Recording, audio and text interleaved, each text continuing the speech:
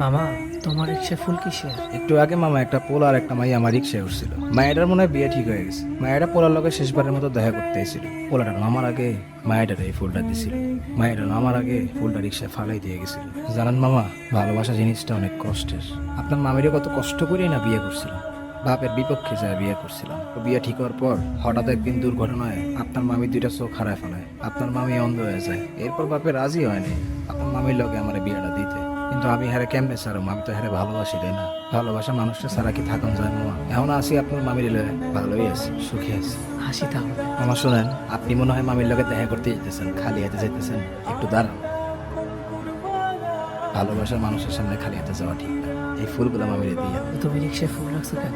আপনার মামি গোলাপ খুব পছন্দ করে, তারে ফুল দিলে সে খুব খুশি হয়। তাই আমি মাঝে মাঝে গোলাপ কিনে রিক্সার মধ্যে রেখে দিই, মামিরে দিয়ে। আচ্ছা মামা, হাসি।